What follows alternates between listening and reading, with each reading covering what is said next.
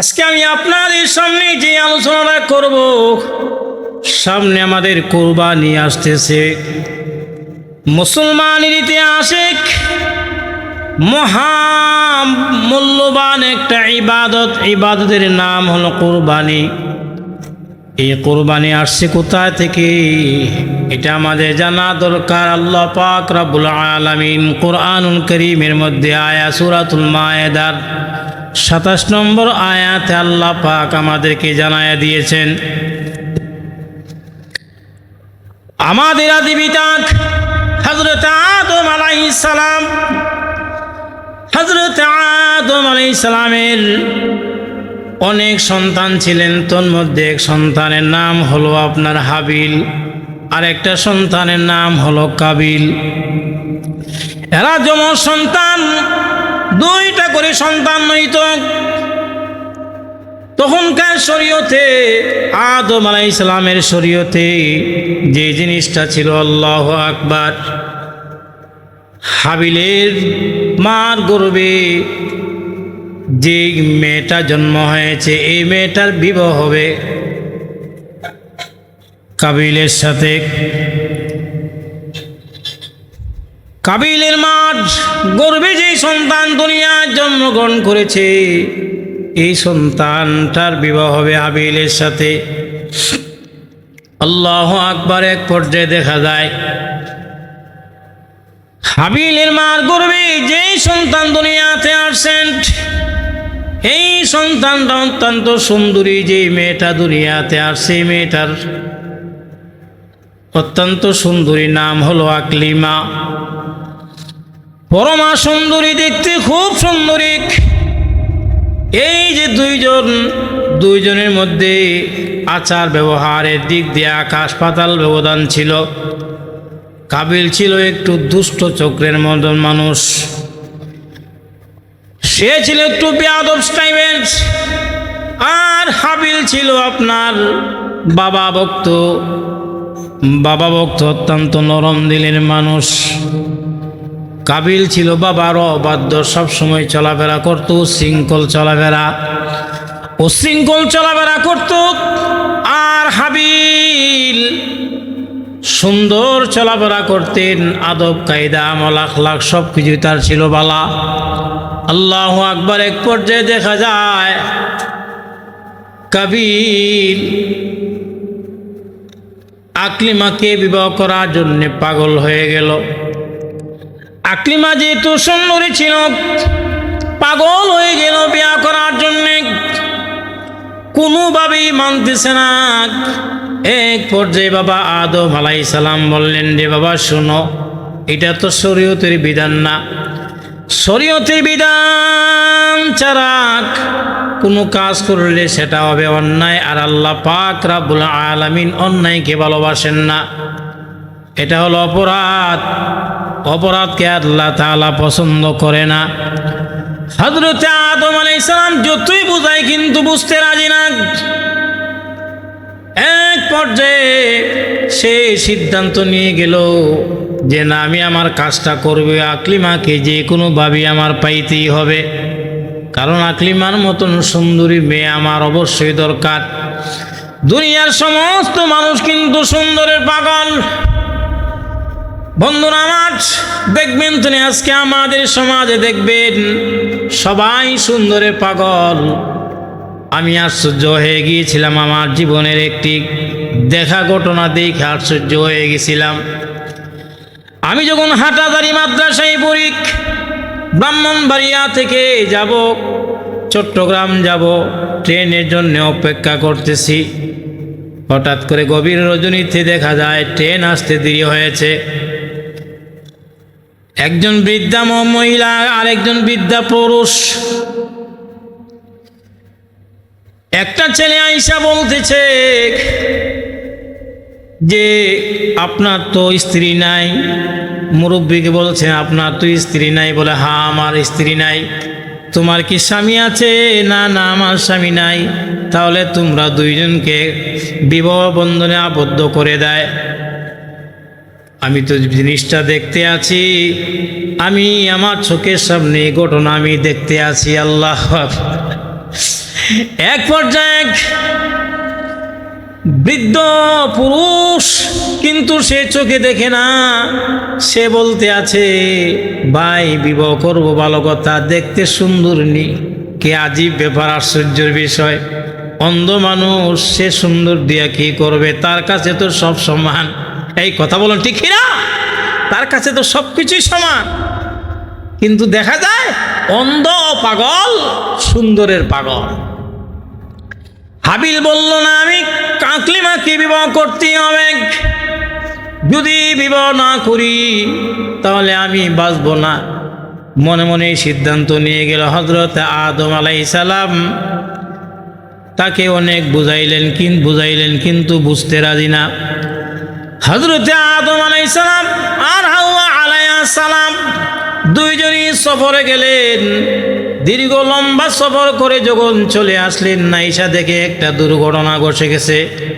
আল্লাহ পাক রাব্বুল আলামিনের বিধান যারা মানে না, যারা নবীর কথা মানে না, যারা নবীজির শরীয়ত মানে না, যারা আলেমকে নিয়ে ঠাট্টা বিদ্রূপ করে, এদের পরিণতি ভালো হয় না। হযরত আদম আলাইহিস সালাম যে সিদ্ধান্ত দিয়ে দিয়েছেন যে শরীয়তে এই বিবাহটা হবে না, কিন্তু সে মানতে রাজি না।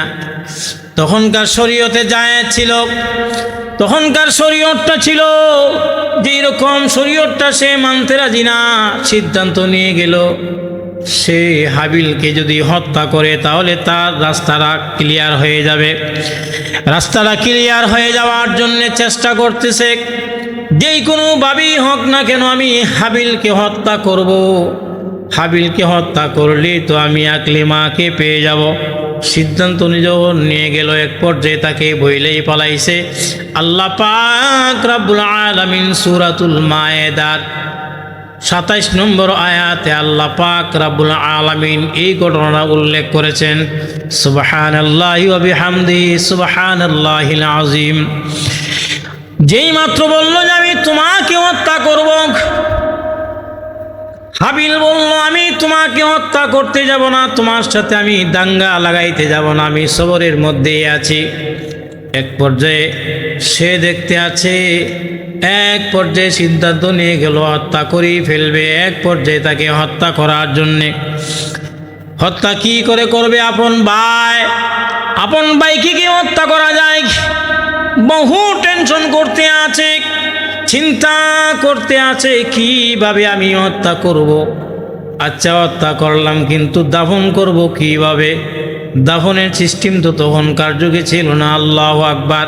প্রথম এদের মাধ্যমে কবরের ইতিহাস হয়। বন্ধুরা আমার, এখন কি করা যায়? এক পর্যায়ে সে হত্যা করলো। হাবিলকে হত্যা করার পর তখন চিন্তা করলো, হায় হায় আমি কি করে ফেললাম, আমি আমার ভাইকে হত্যা করলাম একজন নারীকে পাওয়ার জন্যে, আকলিমাকে পাওয়ার জন্যে। এখন আমি আমার বাবার কাছে কি জবাব দেয়, মার কাছে আমি কি জবাব দিব?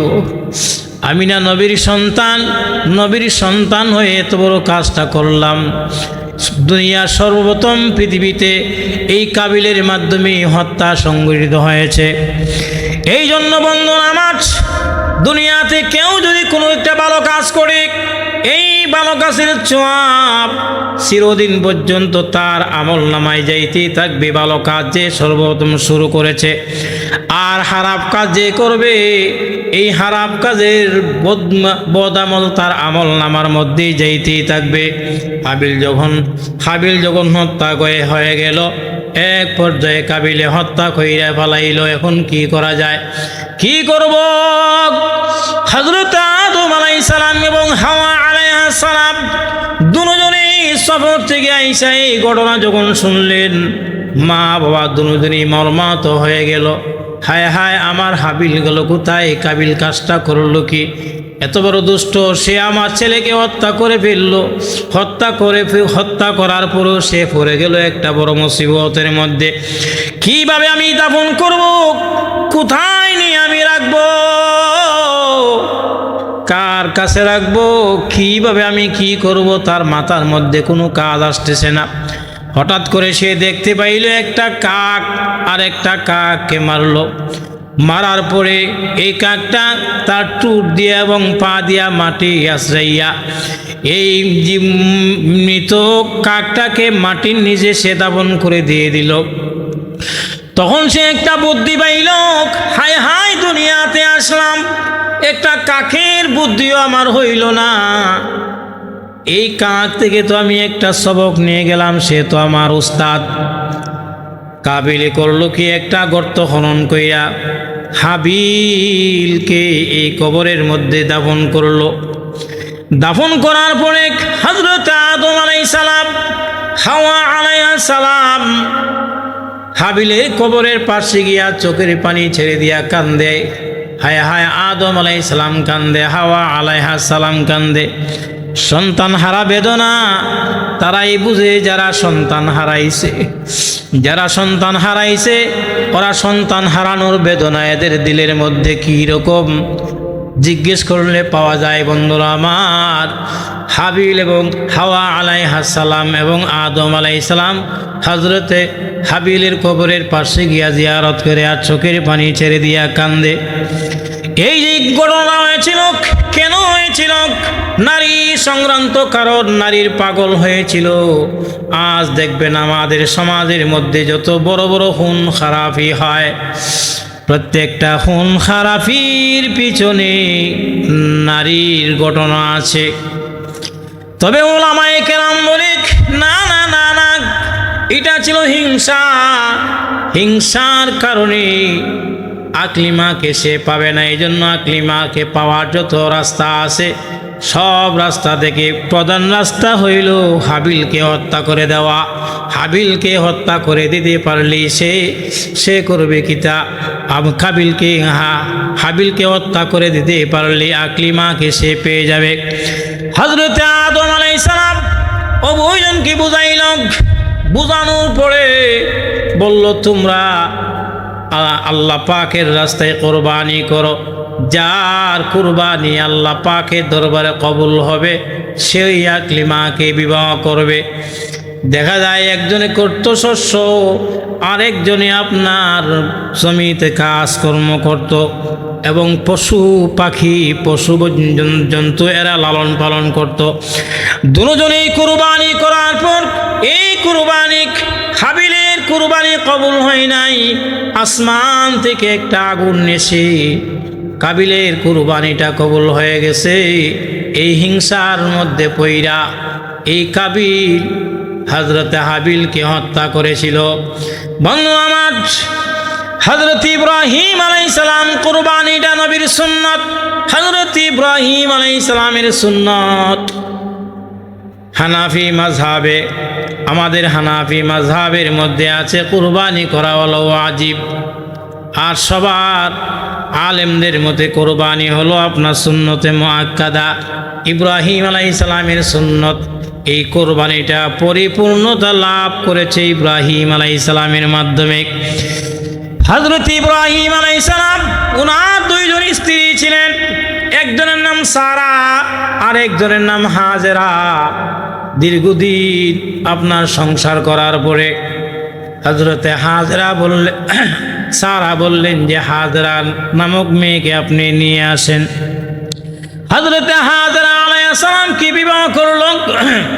বিবাহ করার পরে আল্লাহ পাক রব্বুল আলামিন হযরত ইব্রাহিম আলাইহিস সালামের সন্তান নাই। উনি আল্লাহ পাকের কাছে দোয়া করেছেন, রব্বি হাবলি মিনাস সালিহিন। আয় আল্লাহ, আপনি আমাকে নেককার সন্তান তুমি দান করো। ৮৬ বছর বয়সে হযরত ইব্রাহিম আলাইহিস সালামকে আল্লাহ একজন সন্তান দিলেন। এই সন্তানের নাম হলো আপনার ইসমাঈল আলাইহিস সালাম। ইসমাঈল আলাইহিস সালাম। আর ওনার পরে আরেকজন সন্তান আল্লাহ দিয়েছিলেন সারার গর্ভে, তার নাম ছিল ইসহাক আলাইহিস সালাম। ইসমাঈল আলাইহিস সালাম ছিলেন বড় এবং ইসহাক আলাইহিস সালাম ছিলেন ছোট। যেই মাত্র সন্তান দুনিয়াতে আসার পরে আল্লাহ পাক রব্বুল আলামিন হযরত ইব্রাহিম আলাইহিস সালামকে ওনাকে আরেকটা পরীক্ষা নিয়ে নিলেন ওই দিক দিয়া। দুইজন স্ত্রীর মধ্যে মিল মহব্বত নাই, একজন আরেকজনকে দেখতে পারে না। এক পর্যায়ে বিবি সারা বলল, ঠিক আছে, আপনি যদি হাজরাকে আমার সাথে রাখেন তাহলে আমি এই বাড়িতে থাকবো না। সে যদি থাকে আমি থাকবো না, আমি থাকলে সে থাকতে পারবে না। হযরত ইব্রাহিম আলাইহিস সালাম পড়ে গেলেন বড় সমস্যার মধ্যে। এখন কি করব? দুইজনকে একসাথে রাখতে পারতেছি না, এখন কি করব? এক পর্যায়ে সারা বলল, ঠিক আছে, আপনি একটা কাজ করেন, এই বিবি হাজেরা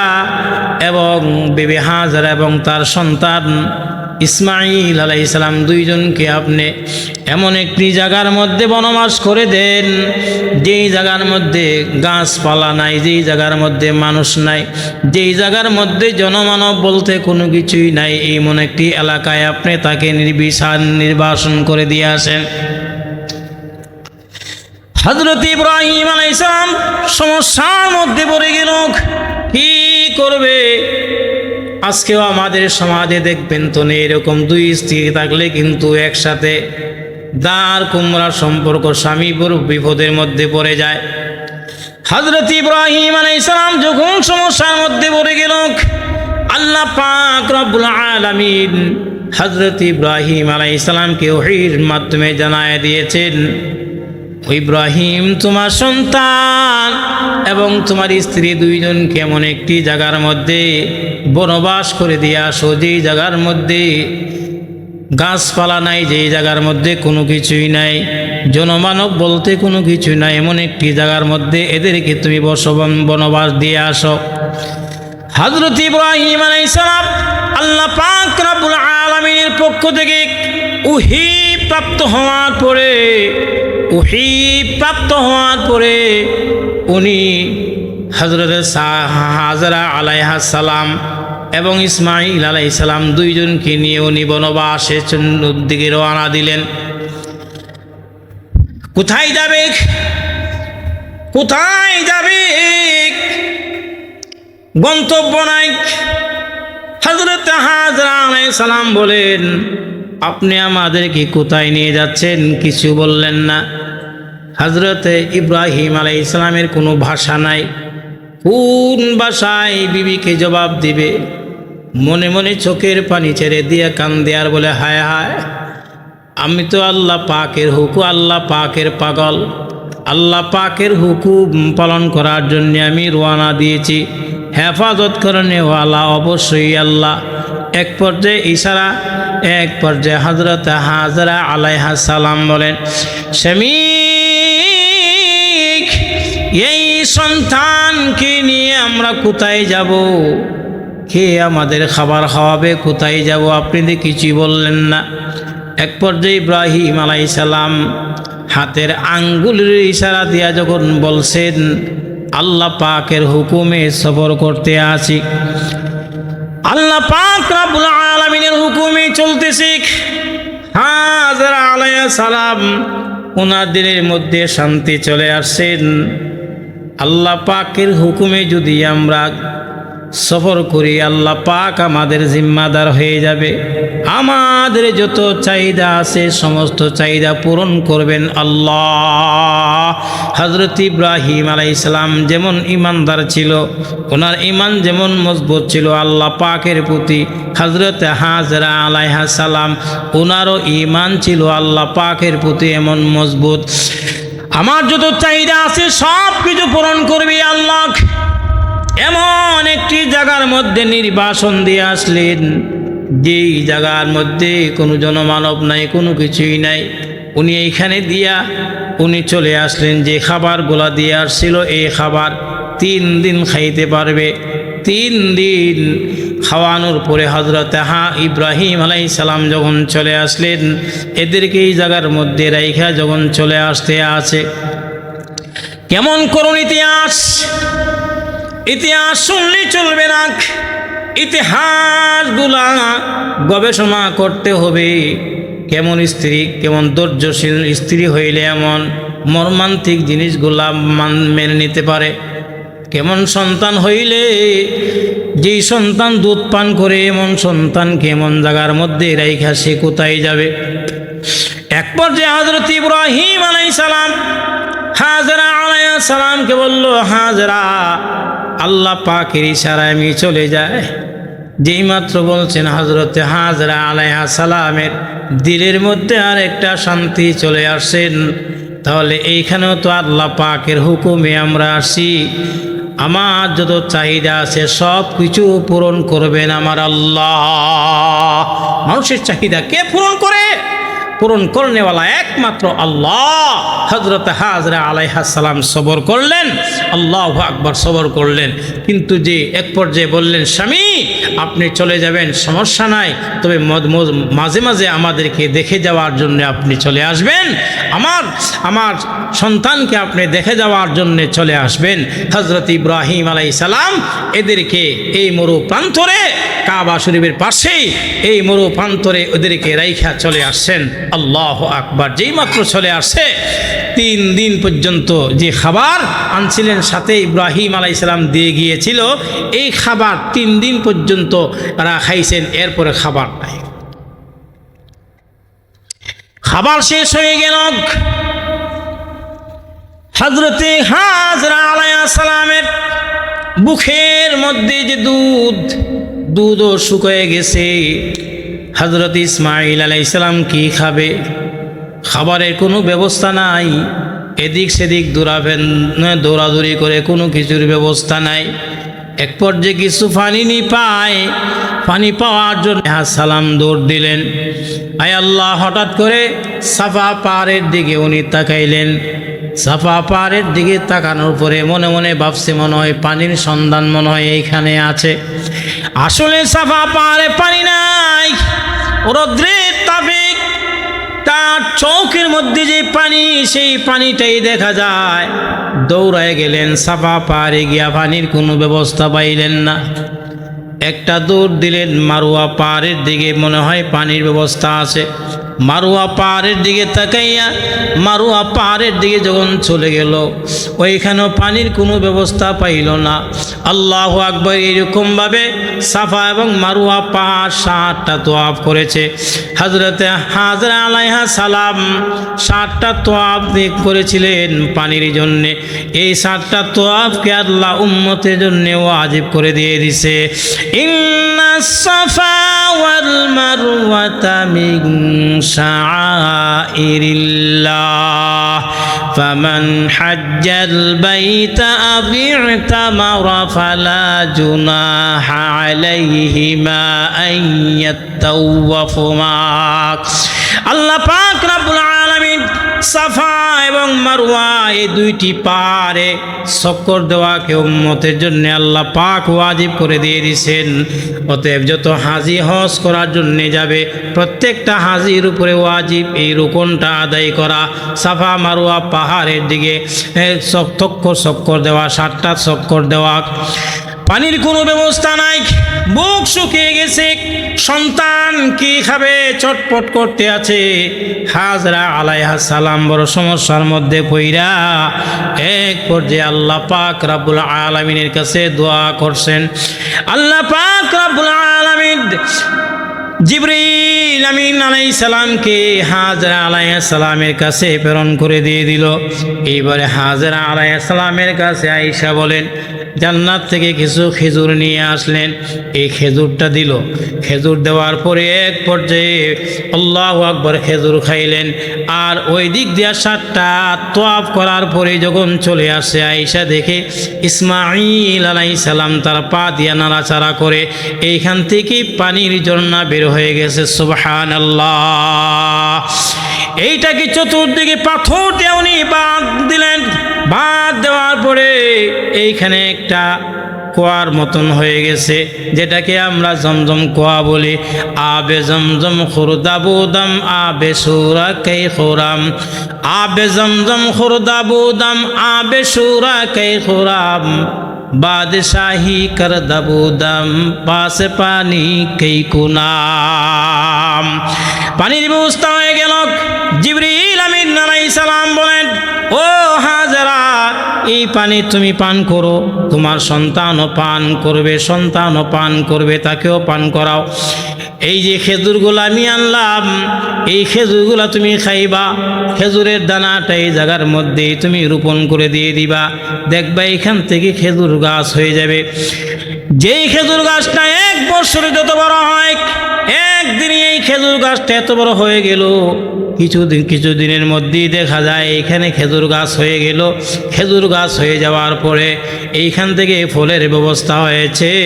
খেজুর গাছের ডাল দিয়া হাজরা আলাইহিস সালাম এখানে একটা ঘর নির্মাণ করলেন, এইখানে তাকে এইবার হযরত হাজরা আলাইহিস সালামের খাবারের ব্যবস্থা হয়ে গেল, থাকার ব্যবস্থা হয়ে গেল। আল্লাহ পাক রব্বুল আলামিন হযরত ইব্রাহিম আলাইহিস সালামকে আরেকবার প্রেরণ করলেন, ইব্রাহিম যাও তুমি তোমার সন্তান ইসমাইল এবং হাজরাকে তুমি দেখে আসো। এইবারে দেখে আসার পরে আল্লাহ পাক রব্বুল আলামিন ইব্রাহিম আলাইহিস সালামকে ঘোষণা করার পরে উনি যখন চলে গেল, জিলহজ মাসের 8 তারিখ উনি গেছেন। ওই দিক দিয়ে ইসমাইল আলাইহিস সালামের বয়স হয়ে গেছে আপনার 13 বছর। 13 বছরের সন্তান বাবাকে ডাকে এবং এই সন্তানের মহব্বত কি পরিমাণ! আল্লাহু আকবার। যারা বাবা হয়েছে তারা বুঝে বাবা ডাকটা কত মধুর। ইব্রাহিম আলাইহিস সালাম ইসমাইল আলাইহিস সালাম যখন বাবাকে দেখল, প্রাণ ভরে যখন বাবা ডাক দে, আয় আল্লাহ, ইব্রাহিম আলাইহিস সালামের দিলের মধ্যে মায়া মহব্বত এমনভাবে বেড়ে গেছে, ইসমাইলের চেহারার দিকে তাকাইলে চোখ ফিরাইতে পারে না। হাজরা আলাইহিস সালাম দীর্ঘদিন পরে ইব্রাহিম আলাইহিস সালামকে পাওয়ার কারণে ওনার মনের মধ্যে যত অশান্তি ছিল সমস্ত অশান্তিগুলা দূর হয়ে গেছে। হঠাৎ করে ইব্রাহিম আলাইহিস সালাম হাজরা আলাইহিস সালামকে বলে, উনি স্বপ্ন দেখলেন, উনি জিলহজ মাসের 8 তারিখ স্বপ্ন দেখছে আল্লাহ রাস্তায় কোরবানি করার জন্যে। উনি কোরবানি করার জন্যে স্বপ্ন দেখার পরে উনি সকালেই দেখা যায় অনেক ধন সম্পদ আল্লাহ রাস্তায় কোরবানি করলো। দ্বিতীয় দিন যখন স্বপ্ন দেখলো 100 উট আল্লাহ রাস্তায় কোরবানি করলো। তৃতীয় দিন যখন স্বপ্ন দেখলো, তৃতীয় দিন উনি 100 উট আল্লাহ রাস্তায় কোরবানি করলো। মুহূর্তের মধ্যে আল্লাহ পাক রব্বুল আলামিন ইব্রাহিম আলাইহিস সালামকে স্বপ্নের মাধ্যমে জানায় দিয়েছেন, ইব্রাহিম তুমি তোমার প্রিয় বস্তুকে আমার রাস্তায় কোরবানি করো। হযরত ইব্রাহিম আলাইহিস সালাম চিন্তা করল, দুনিয়াতে আমার কি প্রিয় আছে? সবচেয়ে প্রিয় কে? দুনিয়াতে আমার দিলের মধ্যে তো আমার সন্তান ইসমাইল ছাড়া আর কোনো প্রিয় নাই। এক পর্যায়ে উনি সিদ্ধান্ত নিয়ে নিলেন, না, আমি আমার ইসমাইলকে আল্লাহর রাস্তায় কোরবানি করব। ইসমাইল আলাইহিস সালামকে কোরবানি করার সিদ্ধান্ত নিয়েছেন। মহব্বত দিলের মধ্যে একমাত্র কার? আল্লাহ পাকের মহব্বত। হযরত ইব্রাহিম আলাইহিস সালামের দিলের মধ্যে সন্তানের মহব্বত নাই, দিলের মধ্যে স্ত্রীর মহব্বত নাই, দিলের মধ্যে দুনিয়ার ধন সম্পদের মহব্বত নাই। ওনার দিলের মধ্যে একমাত্র মহব্বত হলো আল্লাহর ভালোবাসা পাওয়ার জন্যে প্রিয় বস্তু ইসমাইল আলাইহিস সালাম সন্তান ইসমাইলকে কোরবানি করার সিদ্ধান্ত নিয়ে নিয়েছেন। সুবহানাল্লাহ, কত বড় কথা! হযরত ইব্রাহিম আলাইহিস সালাম একটা পরীক্ষা দিয়েছেন, এই জন্যই উনি জাতির পিতা। ইব্রাহিম আলাইহিস সালাম হলেন জাতির পিতা। মিল্লাত আবিকুম ইব্রাহিম হুয়া সাম্মাকুমুল মুসলিমিন। কথা বলুন ঠিক কিনা? আল্লাহ পাক রব্বুল আলামিন হযরত ইব্রাহিম আলাইহিস সালামকে জাতির পিতা বানায় দিলেন। এক পর্যায়ে হযরত ইব্রাহিম আলাইহিস সালাম সন্তানকে কুরবানি করার জন্যে পুরা প্রস্তুতি যখন নিয়ে নিয়েছেন, এক পর্যায়ে ওনার আস্তিনের ভিতরে একটা রশি নিলেন আর একটা ছুরি নিলেন। এক পর্যায়ে স্ত্রীকে বললেন, ও আমার মহব্বতের কলিজার টুকরা স্ত্রী হাজেরা, আমার সন্তানকে তুমি একটু সাজায়া দাও, তাকে আমি দাওয়াত খাওয়ার জন্য নিয়ে যাব। আসল কথা বলে না। এক পর্যায়ে হাজেরা আলাইহিস সালাম বলেন, আমার সন্তান তো কোনো সময় দাওয়াত খাইতে যায় নাই, আমার চোখের আড়ালও হয় নাই, কিন্তু আজকে তার বাবা বলতেছে বাবার সাথে দাওয়াত খাইতে যাবে, অতএব উনি দিয়ে দিছেন, সাজায়া দিয়ে দিছে। হযরত ইব্রাহিম আলাইহিস সালাম ইসমাইল আলাইহিস সালামকে নিয়ে রওনা। বাবা হলো সামনে আর সন্তান পিছনে হাঁটতে আছে, মিনা বাজারে যাবে, ওইখানে গিয়া কোরবানি করবে। কেমন ইতিহাস! আল্লাহু আকবার। হযরত ইব্রাহিম আলাইহিস সালাম রওনা দিয়েছেন, ইসমাঈল আলাইহিস সালামও পিছনে রওনা দিয়েছে। রওনা দেওয়ার পরে হাঁটতে আছে, ওই দিক দিয়া শয়তান কিন্তু বসা না। শয়তান হযরত হাজরা আলাইহিস সালামকে বলে, আপনি তো মেয়ে মানুষ। বলে, হ্যাঁ আমি মেয়ে মানুষ। তাহলে আপনি কি জানেন? আপনি তো সর্বনাশ কইরা ফেলাইছেন। বলে, কি সর্বনাশ কইরা ফেলাইছে? আপনার স্বামী ইব্রাহিম আপনার কলিজার টুকরা ইসমাঈল আলাইহিস সালামকে কোথায় নিয়ে যাচ্ছেন আপনি কি জানেন? না আমি তো জানি না, দাওয়াত খাইতে গেছে সেটাই তো আমি জানি। শোনো, তোমার সন্তান ইসমাঈলকে মিনা বাজারে কুরবানি করার জন্য, জবাই করার জন্য নিয়ে যাচ্ছে। হযরতে হাজরা আলাইহিস সালাম বলে, এটা কেমন করে হয়? দুনিয়াতে এমন কোন ইতিহাস আছে বাবা তার সন্তানকে জবাই করে? আমি তো জানি না দুনিয়াতে কোনো বাবা তার সন্তানকে জবাই করছে, এমন ইতিহাস আছে আমি জানি না। এক পর্যায়ে শয়তান বলল, তোমার সন্তানকে আল্লাহর রাস্তায় কোরবানি করার জন্য নিয়ে যাচ্ছে, আল্লাহকে খুশি করার জন্যে। হযরতে হাজরা আলাইহিস সালামের দিলের মধ্যে কি পরিমাণ আল্লাহর ভালোবাসা! উনিও বলতে শুরু করছে, আমার স্বামী আমার সন্তান ইসমাঈলকে যদি আল্লাহকে খুশি করার জন্য কুরবানি করে, আমি এই কোরবানির মধ্যে 1000 কোটি বার রাজি আছি। শয়তান হযরতে হাজরা আলাইহিস সালামকে ধোঁকা দিতে পারল না। এক পর্যায়ে যখন মিনা বাজারে চলে আসলেন, আসার সাথে সাথে হযরত ইব্রাহিম আলাইহিস সালাম নিজের সন্তান ইসমাঈল আলাইহিস সালামের কাছে ব্যক্ত করলো, বাবা তোমাকে আমি এইখানে নিয়ে আসি আল্লাহকে খুশি করার জন্যে, তোমাকে আল্লাহ রাস্তায় কোরবানি করার জন্যে নিয়ে আসি। হযরতে ইসমাঈল আলাইহিস সালাম কেমন ঈমানদার, বাবা যেমন সন্তানও হয় তেমন। হযরত ইসমাঈল আলাইহিস সালাম বলে, বাবা শোনো, আল্লাহকে খুশি করতে গিয়ে যদি আপনি আমাকে আল্লাহর রাস্তায় কোরবানি করেন, আমি এই কোরবানির মধ্যে 1000 কোটি বার রাজি আছি। আল্লাহু আকবার। হযরত ইসমাঈল আলাইহিস সালাম বাবাকে বললেন, বাবা আপনার সাথে আমার ব্লাডের সম্পর্ক, আপনার সাথে আমার রক্তের সম্পর্ক, অতএব আপনার চোখের দৃষ্টি যদি আমার চোখের মধ্যে পড়ে যায়, এই মায়া মহব্বতে হইতে পারে আপনি আল্লাহর হুকুম পালন নাও করতে পারেন। আমি আপনাকে একটা পরামর্শ দিব। বলে, কি পরামর্শ বাবা বলো? পরামর্শ রইল, আপনি আমার 2টা হাত ভালো করে বেঁধে নেবেন, 2টা পা আপনি ভালো করে বেঁধে নেবেন, আমার চেহারাটা আপনি নিচের দিকে দিয়ে আল্লাহ পাকের হুকুম পালন করেন। যদি আপনি এই হুকুম পালন করেন তাহলে অবশ্যই আল্লাহ পাক আপনার প্রতি সন্তুষ্ট হয়ে যাবে। ইয়া বুনাইয়া ইন্নী আরা ফিল মানাম আন্নী আযবাহুকা ফানজুর মাযা তারা। এখন তোমার সিদ্ধান্ত। আমি স্বপ্ন দেখেছি, আমি নিজ হাতে তোমাকে জবাই করতেছি। ইসমাঈল আলাইহিস সালাম বলেন, ফানজুর মাযা তারা, আল্লাহ আব্বা আপনি যা দেখেছেন তা আপনি তাড়াতাড়ি বাস্তবায়ন করুন, আমিও কুরবানি হওয়ার জন্য প্রস্তুত। যেমন বাবা তেমন সন্তান। ইসমাঈল আলাইহিস সালাম পরামর্শ দিলেন, আমার 2টা হাত বাঁধেন, 2টা পা আপনি বেঁধে নেন, বেঁধে আপনি আমাকে কুরবানি করেন।